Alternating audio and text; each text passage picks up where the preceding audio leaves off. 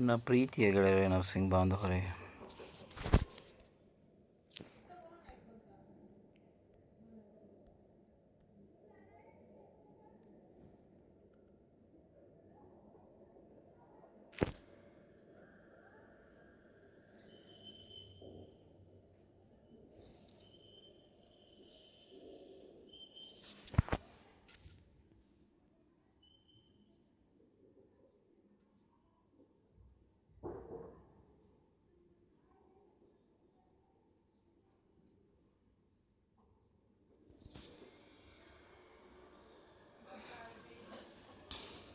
ನನ್ನ ಪ್ರೀತಿಯ ಗೆಳೆಯರೇ, ನರ್ಸಿಂಗ್ ಬಾಂಧವರೇ ಹಾಗೂ ಕರ್ನಾಟಕ ರಾಜ್ಯ ಸರ್ಕಾರಿ ನೌಕರರೇ ಹಾಗೂ ನಮ್ಮ ಕರ್ನಾಟಕ ಮಹಾಜನತೆ, ನಿಮಗೆಲ್ಲರಿಗೂ ನರ್ಸಿಂಗ್ ವ್ಯೂಸ್ ಕನ್ನಡ ಯೂಟ್ಯೂಬ್ ಚಾನಲ್ಗೆ ಸ್ವಾಗತ ಸುಸ್ವಾಗತ. ಗೆಳೆಯರೇ, ಇವತ್ತಿನ ವಿಚಾರ ಏನು ಅಂತಂದರೆ, ಕರ್ನಾಟಕ ಸರ್ಕಾರದ ನಡೆವಳಿಗಳು, ಅದರಲ್ಲಿ ಮುಖ್ಯವಾಗಿ ಸರ್ಕಾರಿ ವೈದ್ಯರು ಮತ್ತು ಖಾಸಗಿ ವೈದ್ಯಕೀಯ ಸಂಸ್ಥೆಗಳು ತಮ್ಮಲ್ಲಿ ಕರ್ತವ್ಯ ನಿರ್ವಹಿಸುತ್ತಿರುವ ಸರ್ಕಾರಿ ವೈದ್ಯರು ಮತ್ತು ಸರ್ಕಾರಿ ಅರೆ ವೈದ್ಯಕೀಯ ಸಿಬ್ಬಂದಿಯವರ ಮಾಹಿತಿಯನ್ನು ಆಯಾ ಜಿಲ್ಲಾ KPME ನೋಂದಣಿ ಮತ್ತು ಕುಂದುಕೊರತೆ ನಿವಾರಣಾ ಪ್ರಾಧಿಕಾರಕ್ಕೆ ಮತ್ತು ರಾಜ್ಯ ಸರ್ಕಾರಕ್ಕೆ ಒದಗಿಸುವ ಬಗ್ಗೆ.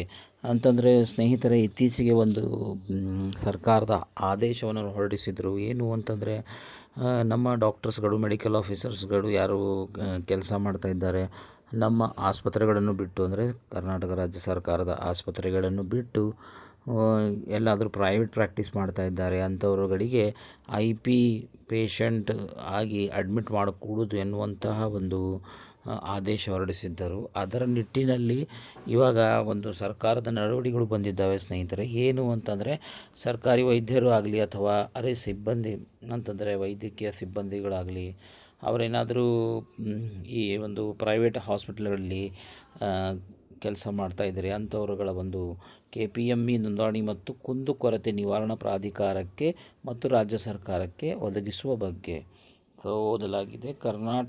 ಕರ್ನಾಟಕ ಸರ್ಕಾರದ ಆದೇಶ ಸಂಖ್ಯೆ HFW 42 MSA 2025 Bengaluru, date 28/1/2026. KPME ತಿದ್ದುಪಡಿ ಅಧಿನಿಯಮ 2017 ಕಾಲಂ 18ರಂತೆ ಜಿಲ್ಲಾ ಆರೋಗ್ಯ ಮತ್ತು ಕುಟುಂಬ ಕಲ್ಯಾಣ ಅಧಿಕಾರಿಗಳು, ವಿಜಯನಗರ ಜಿಲ್ಲೆ, ಇವರ ಪತ್ರ ಸಂಖ್ಯೆ ಜಿಲ್ಲಾ ಆರೋಗ್ಯ ಮತ್ತು ಕುಟುಂಬ ಕಲ್ಯಾಣ ವಿಜಯನಗರ KPME ಈ ಒಂದು ವಿಚಾರಣೆ 2025-26 ದಿನಾಂಕ 17/3/2026. ಸ್ನೇಹಿತರೆ, ಪ್ರಸ್ತಾವನೆಯಲ್ಲಿ ಏನು ಹೇಳ್ತಾರೆ ಅಂತಂದರೆ, KPME ತಿದ್ದುಪಡಿ ಕಾಯ್ದೆ 2017 ಕಾಲಂ 18ರ ಅನ್ವಯ ಸರ್ಕಾರಿ ಆಸ್ಪತ್ರೆಗಳಲ್ಲಿ ಸರ್ಕಾರಿ ವೈದ್ಯರು ತಮ್ಮ ಕರ್ತವ್ಯದ ಅವಧಿ ಮುಗಿದ ನಂತರ ಯಾವುದಾದರೂ ಒಂದು ಖಾಸಗಿ ವೈದ್ಯಕೀಯ ಸಂಸ್ಥೆಯಲ್ಲಿ ರೋಗಿಗಳಿಗೆ ಚಿಕಿತ್ಸೆ ನೀಡಲು ಅವಕಾಶ ನೀಡಲಾಗಿತ್ತು. ಅಂತಂದರೆ ತಮ್ಮ ಕರ್ತವ್ಯ ಅಂದರೆ ಡೇ ಡ್ಯೂಟಿ ಇದೆ ಅಂತ ಇಟ್ಕೊಳ್ಳಿ. ನೈಟಲ್ಲಿ ಅಲ್ಲಿ ಹೋಗಿ ಕೆಲಸ ಮಾಡ್ಬೋದು ಪ್ರೈವೇಟ್ ಹಾಸ್ಪಿಟಲಲ್ಲಿ, ಅಥವಾ ನೈಟ್ ಡ್ಯೂಟಿಗಿದೆ ಅಂತಂದರೆ ಡೇಯಲ್ಲಿ ಕೆಲಸ ಮಾಡಬಹುದು ಎನ್ನುವಂಥ ಒಂದು ಸಡಿಲಿಕೆಯನ್ನು ಸರ್ಕಾರದ ವತಿಯಿಂದ ಅನುಮತಿಯನ್ನು ನೀಡಲಾಗಿತ್ತು. ಸ್ನೇಹಿತರೆ, ಒಂದು ಖಾಸಗಿ ವೈದ್ಯಕೀಯ ಸಂಸ್ಥೆಯಲ್ಲಿ ರೋಗಿಗಳಿಗೆ ಚಿಕಿತ್ಸೆ ನೀಡಲು ಅವಕಾಶ ನೀಡಲಾಗಿತ್ತು.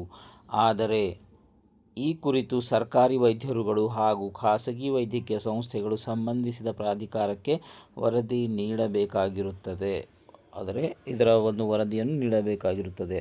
ಪ್ರಸ್ತುತ ಇದೇ ವಿಷಯಕ್ಕೆ ಸಂಬಂಧಿಸಿದಂತೆ ವಿಜಯನಗರ ಜಿಲ್ಲೆಯ ಹೂವಿನಹಡಗಲಿ ತಾಲೂಕಿನ ಸರ್ಕಾರಿ ವೈದ್ಯರು ಖಾಸಗಿ ವೈದ್ಯಕೀಯ ವೃತ್ತಿ ಮಾಡುತ್ತಿರುವ ಬಗ್ಗೆ ಸರ್ಕಾರಕ್ಕೆ ಮತ್ತು ಮೇಲಾಧಿಕಾರಿಗಳಿಗೆ ಮಾಹಿತಿಯನ್ನು ನೀಡಿರುವುದಿಲ್ಲ. ಹಾಗೂ ಅದೇ ತಾಲೂಕಿನ 8 ಖಾಸಗಿ ವೈದ್ಯಕೀಯ ಸಂಸ್ಥೆಗಳು ತಮ್ಮಲ್ಲಿ ಕರ್ತವ್ಯ ನಿರ್ವಹಿಸುತ್ತಿದ್ದಂತಹ ಸರ್ಕಾರಿ ವೈದ್ಯರು ಮತ್ತು ಅರೆ ಸರ್ಕಾರಿ ವೈದ್ಯಕೀಯ ಸಿಬ್ಬಂದಿಯವರ ಮಾಹಿತಿಯನ್ನು ಜಿಲ್ಲಾ KPME ನೋಂದಣಿ ಮತ್ತು ಕುಂದುಕೊರತೆ ನಿವಾರಣಾ ಪ್ರಾಧಿಕಾರಕ್ಕೆ ಮತ್ತು ರಾಜ್ಯ ಸರ್ಕಾರಕ್ಕೆ ಮಾಹಿತಿ ಒದಗಿಸಿರುವುದಿಲ್ಲ. ಮೇಲೆ ಓದಲಾದ ಕ್ರಮ ಸಂಖ್ಯೆ 2ರಲ್ಲಿ KPME ತಿದ್ದುಪಡಿ ಕಾಯ್ದೆ 2017 ಕಾಲಂ 18 ಈ ಕೆಳಕಂಡಂತಿದೆ. ಅಂತಂದರೆ ಒಂದು ದೂರು ಬಂದಿದೆ. ಏನು ಅಂತಂದರೆ, ನಮ್ಮ ಹೂವಿನಹಡಗಲಿ, ವಿಜಯನಗರ ಜಿಲ್ಲೆ ಹೂವಿನಹಡಗಲಿ ತಾಲೂಕಿನ 8 ಸರ್ಕಾರಿ ವೈದ್ಯರು ಖಾಸಗಿ ವೈದ್ಯಕೀಯ ವೃತ್ತಿ ಮಾಡುತ್ತಿರುವ ಬಗ್ಗೆ ಸರ್ಕಾರ ಮತ್ತು ಮೇಲಾಧಿಕಾರಿಗಳಿಗೆ ಯಾವುದೇ ರೀತಿಯಿಂದ ಮಾಹಿತಿಯನ್ನು ನೀಡಿರುವುದಿಲ್ಲ. ಇಲ್ಲೇನು ಹೇಳಿದ್ದಾರೆ ಅಂತಂದರೆ, 18 private medical establishments to report the names of government doctors on their establishments Every private medical establishment shall report to the state government and the registration authority the names of the government doctors and paramedical staff whose service are utilized in the private medical establishment for consultations or any other basis, whether or on payment basis or not. ಅಂತಂದರೆ as per the rules, as per the guidelines doctors ಆಗಲಿ ಅಥವಾ paramedical staff ಆಗಲಿ ಅವರೇನಾದರೂ private practice ಮಾಡ್ತಾ ಇದ್ದಾರೆ, work ಮಾಡ್ತಾ ಇದ್ದಾರೆ ಅಂತಂದರೆ ಅಂಥವ್ರುಗಳ ಗೌರ್ಮೆಂಟ್ಗೆ ತಿಳಿಸಬೇಕಾಗುತ್ತದೆ. For consultation or any other basis, whether on payment basis or not, payment basis ಮೇಲೆ ಮಾಡ್ತಾ ಇದ್ದಾರೆ ಅಥವಾ ಇಲ್ಲ ಎನ್ನುವುದರ ಬಗ್ಗೆ ಸವಿವರವಾಗಿ ಸರ್ಕಾರಕ್ಕೆ ತಿಳಿಸಬೇಕಾಗಿರ್ತದೆ ಎನ್ನುವಂಥದ್ದು. ಈ ಸಂಬಂಧ ಜಿಲ್ಲಾ ಆರೋಗ್ಯ ಮತ್ತು ಕುಟುಂಬ ಕಲ್ಯಾಣ ಅಧಿಕಾರಿಗಳು ವಿಜಯನಗರ ಜಿಲ್ಲೆ ಇವರು ಈ ಪ್ರಕರಣವನ್ನು ಜಿಲ್ಲಾ ಸಕ್ಷಮ ಪ್ರಾಧಿಕಾರ ಸಮಿತಿ KPME ನೋಂದಣಿ ಮತ್ತು ಕುಂದುಕೊರತೆ ನಿವಾರಣಾ ಪ್ರಾಧಿಕಾರ ಸಭೆಯಲ್ಲಿ ಮಂಡಿಸಿ ವಿಚಾರಣೆ ನಡೆಸಿ ಸದರಿ ವೈದ್ಯರು ಮತ್ತು ಖಾಸಗಿ ವೈದ್ಯಕೀಯ ಸಂಸ್ಥೆಗಳ ವಿರುದ್ಧ KPME ತಿದ್ದುಪಡಿ ಅಧಿನಿಯಮ 2017 ಸೆಕ್ಷನ್ 15 ಉಪಬಂಧ 1ರಂತೆ ತಲಾ ರೂಪಾಯಿ 50,000 ದಂಡ ವಿಧಿಸಿ ಮೇಲೆ ಓದಲಾದ ಕ್ರಮ ಸಂಖ್ಯೆ 3ರ ಪತ್ರದಲ್ಲಿ ಕ್ರಮ ಕೈಗೊಂಡಿರುತ್ತಾರೆ. ಅಂತಂದರೆ ಅಲ್ಲಿ ಹೂವಿನಹಡಗಲಿ ವಿಜಯನಗರ ಜಿಲ್ಲೆಯ ಹೂವಿನಹಡಗಲಿ ತಾಲೂಕಿನಲ್ಲಿ ಏನು ಸುಮಾರು ವೈದ್ಯರು ಕೆಲಸ ಮಾಡ್ತಾ ಇದ್ದಾರೆ, ಅವರಿಗೆ ತಲಾ 50,000 ರೂಪಾಯಿಗಳ ದಂಡವನ್ನು ವಿಧಿಸಿರುತ್ತಾರೆ ಆರೋಗ್ಯ ಮತ್ತು ಕುಟುಂಬ ಕಲ್ಯಾಣಾಧಿಕಾರಿಗಳು. ಮೇಲೆ ಜಿಲ್ಲಾಧಿಕಾರಿಗಳು ಮೇಲೆ ಓದಲಾದ ಕ್ರಮ ಸಂಖ್ಯೆ 1ರಲ್ಲಿ ಸರ್ಕಾರಿ ಆಸ್ಪತ್ರೆಗಳಿಗೆ ಬರುವ ರೋಗಿಗಳ ಹಿತದೃಷ್ಟಿಯಿಂದ ಸರ್ಕಾರಿ ಆಸ್ಪತ್ರೆಗಳ ವೈದ್ಯಕೀಯ ಮತ್ತು ಕರ್ತವ್ಯದ ಅವಧಿ ಬಳಿಕ ಖಾಸಗಿ ಆಸ್ಪತ್ರೆಗಳ ಒಳರೋಗಿಗಳಿಗೆ ಚಿಕಿತ್ಸೆ ನೀಡುವುದನ್ನು ಕಡ್ಡಾಯವಾಗಿ ನಿರ್ದೇಶಿಸಿದೆ. ಕೇವಲ ಹೊರರೋಗಿಗಳಿಗೆ ಮಾತ್ರ ಚಿಕಿತ್ಸೆ ನೀಡಬಹುದಾಗಿದೆ ಎಂದು ಆದೇಶಿಸಲಾಗಿದೆ. ಅಂತಂದರೆ ಇತ್ತೀಚೆಗೆ ಒಂದು ಆದೇಶವನ್ನು ಹೊರಡಿಸಿತ್ತು ಸ್ನೇಹಿತರೆ. ಏನು ಅಂತಂದರೆ ನಮ್ಮ ತಮಿಳುನಾಡು ಮಾದರಿಯಂತೆ ಯಾವುದೇ ಒಂದು ಸರ್ಕಾರಿ ವೈದ್ಯರಾಗಲಿ ಅವರು ಪ್ರೈವೇಟ್ ಪ್ರಾಕ್ಟೀಸ್ ಮಾಡ್ತಾ ಇದ್ದರೆ ಇನ್ಪೇಷಂಟ್ IP ಪೇಷಂಟ್ ಆಗಿ ಯಾವುದೇ ಪೇಷಂಟನ್ನು ಅವರು ಅಡ್ಮಿಷನ್ ಅವರ ಹೆಸರು ಮೇಲೆ ತಗೋಬಾರದು ಎನ್ನುವಂಥದ್ದು, ಓನ್ಲಿ OPD ಬೇಸಿಸ್ ನಡೆಸಬೇಕಾಗಿರುತ್ತದೆ ಎನ್ನುವಂಥ ಒಂದು ಆದೇಶ ಇತ್ತು. ಸದರಿ ಆದೇಶಗಳನ್ನು ಎಲ್ಲ ಸರ್ಕಾರಿ ವೈದ್ಯರು ಮತ್ತು ಖಾಸಗಿ ವೈದ್ಯಕೀಯ ಸಂಸ್ಥೆಗಳು ಕಟ್ಟುನಿಟ್ಟಾಗಿ ಪಾಲಿಸಬೇಕಾಗಿರುತ್ತದೆ. ಆದರೆ ಈ ಕುರಿತು ಇವರುಗಳು ನೀಡಿರುವ ಮಾಹಿತಿ ಒಂದೇ ಕಡೆ ಲಭ್ಯವಾಗದೇ ಇರುವುದರಿಂದ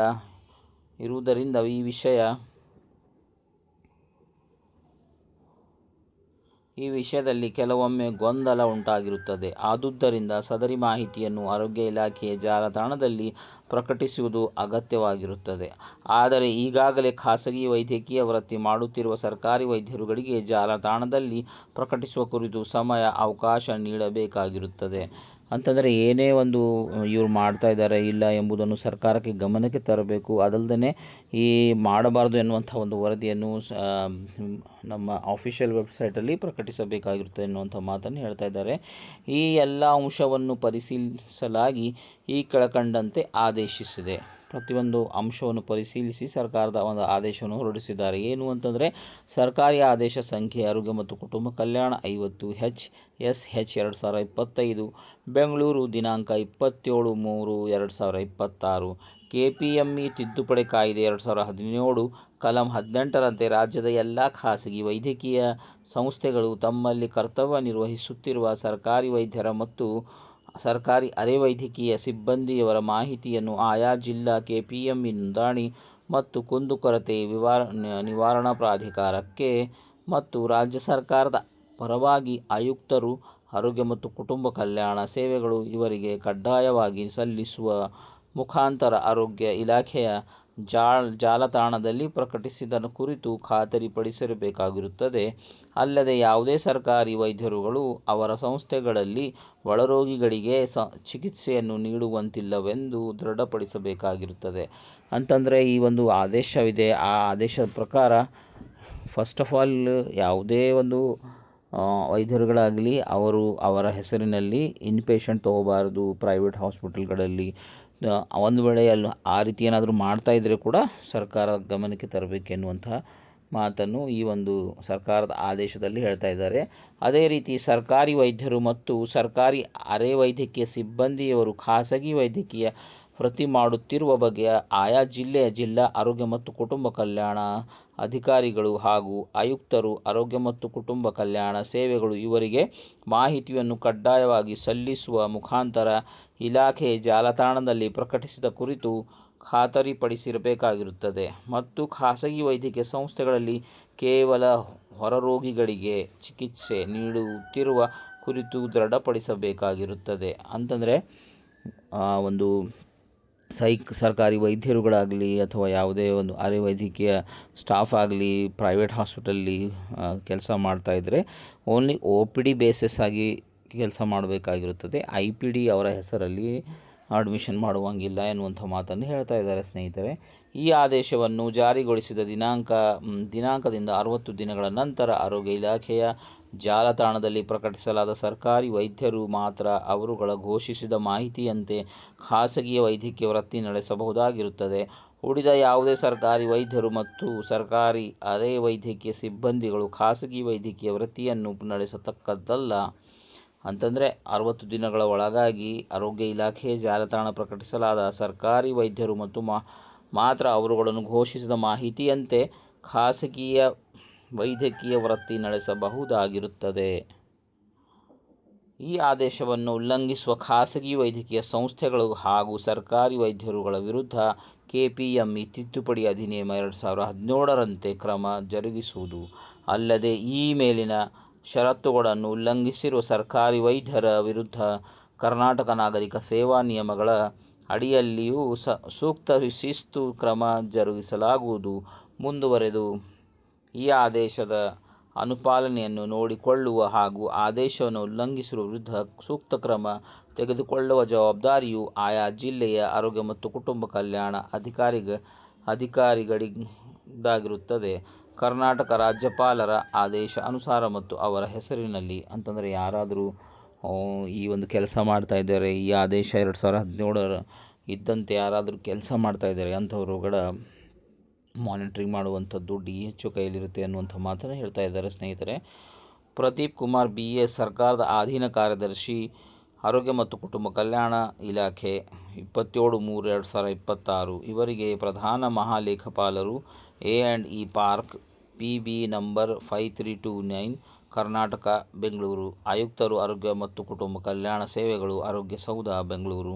ಎಲ್ಲ ಜಿಲ್ಲೆಯ ಜಿಲ್ಲಾಧಿಕಾರಿಗಳು ಹಾಗೂ ಅಧ್ಯಕ್ಷರು KPME ನೋಂದಣಿ ಮತ್ತು ಕುಂದು ಕೊರತೆ ನಿವಾರಣಾ ಪ್ರಾಧಿಕಾರ.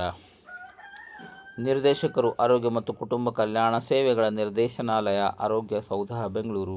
ಎಲ್ಲ ಜಿಲ್ಲೆಯ ಜಿಲ್ಲಾ ಆರೋಗ್ಯ ಮತ್ತು ಕುಟುಂಬ ಕಲ್ಯಾಣ ಅಧಿಕಾರಿಗಳು ಮುಂದಿನ ಸೂಕ್ತ ಕ್ರಮಕ್ಕಾಗಿ ಇಲಾಖಾ ನಿರ್ದೇಶಕರ ಮುಖಾಂತರ ಎಲ್ಲ ಖಾಸಗಿ ವೈದ್ಯಕೀಯ ಸಂಸ್ಥೆಗಳಿಗೆ ಇಲಾಖಾ ನಿರ್ದೇಶಕರ ಮುಖಾಂತರ ಪ್ರತಿ ಮಾಹಿತಿಗಾಗಿ ಸರ್ಕಾರದ ಪ್ರಧಾನ ಕಾರ್ಯದರ್ಶಿ ಉಪಕಾರ್ಯದರ್ಶಿ 1ರವರ ಆಪ್ತ ಶಾಖೆ ಆರೋಗ್ಯ ಮತ್ತು ಕುಟುಂಬ ಕಲ್ಯಾಣ ಇಲಾಖೆ ಶಾಖಾ ರಕ್ಷಾ ಕಡತ ಹೆಚ್ಚುವರಿ ಪ್ರತಿ.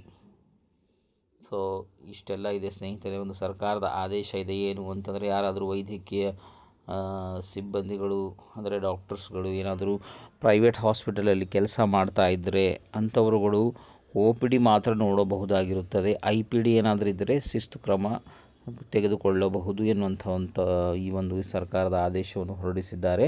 ಇತ್ತೀಚೆಗೆ ಕಂಡುಬಂದಂತೆ ಹೂವಿನಹಡಗಲಿ ವಿಜಯನಗರ ಜಿಲ್ಲೆಯ ಹೂವಿನಹಡಗಲಿ ತಾಲೂಕಿನಲ್ಲಿ ಸುಮಾರು 8 ವೈದ್ಯರುಗಳು ಕೆಲಸ ಮಾಡ್ತಾ ಇದ್ದಾರೆ. ಅವರಿಗೆ ತಲಾ 50,000ರಷ್ಟು ಜುರ್ಮಾನೆಯನ್ನು ವಿಧಿಸಲಾಗಿದೆ ಎನ್ನುವಂಥ ಮಾತನ್ನು ಇದರಲ್ಲಿ ಹೇಳ್ತಾ ಇದ್ದಾರೆ ಸ್ನೇಹಿತರೆ.